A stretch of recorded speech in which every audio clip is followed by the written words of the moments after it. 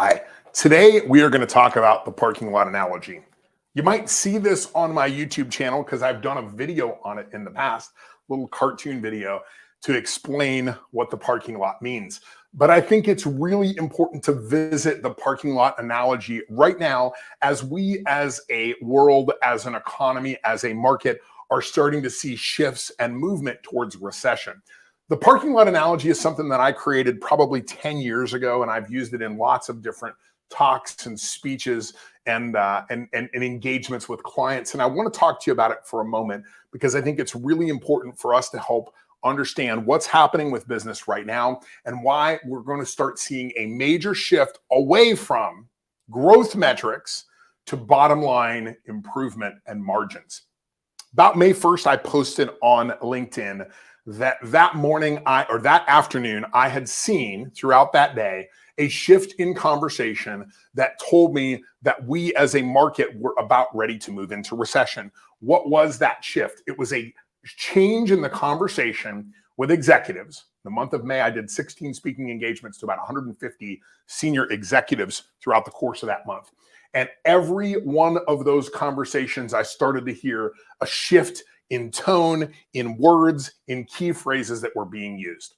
Instead of talking about growth, which is everything that everybody has talked about for the last 5 years, grow, grow, grow, grow, grow. How do I increase my top line? How do I get more locations? How do I get more market share?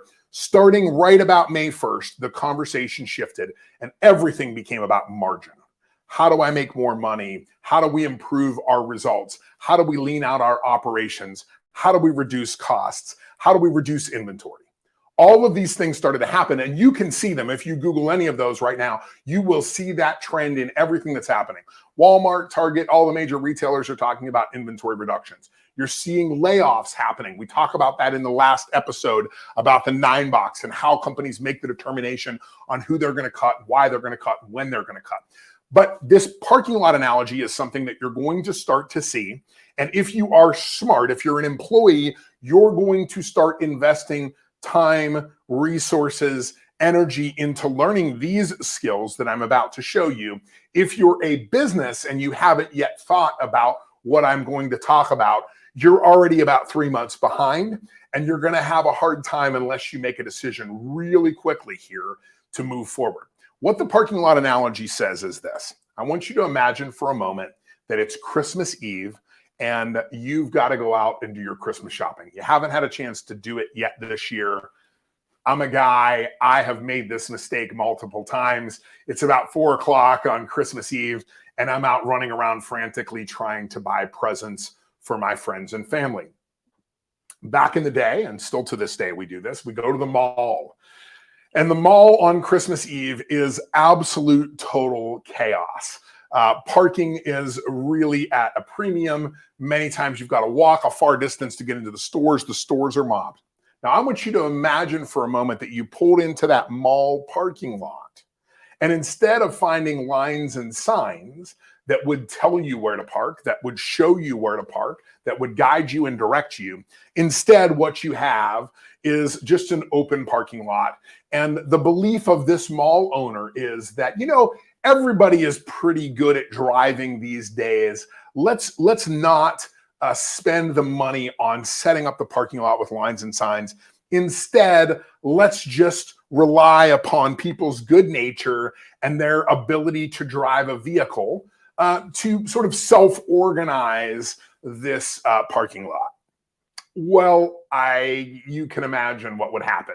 It would be total, utter chaos. It's total, utter chaos with lines and signs. Without lines and signs, it just becomes absolute nuclear breakdown madness happening in the parking lot. That's what the parking lot analogy is about.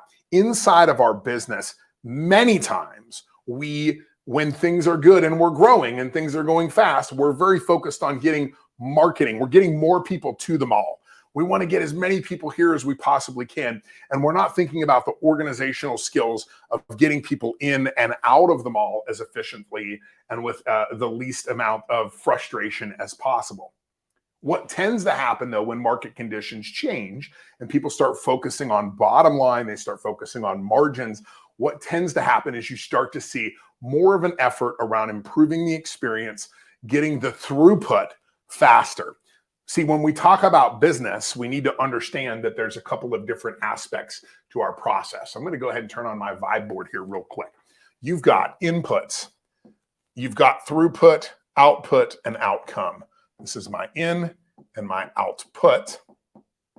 This is my outcome, and this is my throughput. So these are the, I'm sorry, my penmanship is quite poor, especially when I'm trying to go fast. So for the most part, when things are good, businesses focus on input, marketing, sales, public relations, market share. They also focus on output. How many products did we ship? How many customers do we have? How many, whatever those things might be. Then when you get into a little bit of a downturn like you have, the market starts to shift. People that are in marketing and sales, yes, there's a lot more pressure on them. There's more pressure on getting products out, but smart CEOs start to focus on the throughput of the business. What's the throughput? This is your processes and your systems that take orders and turn them into products and services that are shipped to customers. There's also usually during this time a little bit of a more focus on outcomes as well. What's outcomes? Outcomes are things like repeat business. They're things like customer satisfaction, the enjoyment of the product, improving the customer experience. These things tend not to happen when there's tons of sales, but they tend to be focused on a lot more whenever the sales start to diminish and you've got to work on improving your margins. I'll tell you this is where your revenue is, right? In a business, this is where your revenue is in a business. Your profit, for the most part, is all locked up right here and a little bit over here. So if you're focused on sales and marketing, all of these kind of things, how many products do we ship? You've got to make that shift right now. In this marketplace, you have to make that shift right now to throughput. You have to start thinking about exactly what does it take to deliver a product. I have companies that I talk with all the time as a consultant. And one of the things I love to get them in this sort of gotcha situation is companies will tell me, oh, we know all our numbers. We got all our KPIs. We know our conversion rates. We know our long-term customer value. We know every number about this business. And I say, great. How many seconds does it take from the time an order comes in until the time that you ship it? I want to know it in seconds. And I want to know each step in here, all the different nuances and the things that we need to order. And I want to know exactly how many seconds each one of those things takes. And that's when I get the look on their face where they go, I don't have any clue. They don't have any clue what it takes to make the sausage. They know how to sell the sausage. They know how to ship the sausage. But everything in between here has been created by employees in a void in order to solve the problem of taking an order through. But they haven't spent any strategic time in this area. They haven't focused on how to make improvements here. And this is where profit is found, is right here. So that's what we do with the Process Fixer. A lot of times we're coming through, we're doing process mapping, we're doing mining, we're applying lean principles, we're bringing Six Sigma in, we're starting to do Kanban boards, all of these things that, you know, when the economy is really, really good, CEOs tell me, I don't need that stuff. And then all of a sudden, when things start to deteriorate a little bit, everybody wants to focus their attention on here. Somebody the other day asked me how was business, and I told them business hasn't been this good since 2008. When you're in the process game, downturns are the time where the opportunity is there, and we need to capitalize on it. So here's my challenge for you. If you're a business owner, focus your attention right now on starting to play defense, because this is defense. If I've got $10 in orders that come in here, you know, and at the end I only have $2 in profit, that means $8 was consumed right in here.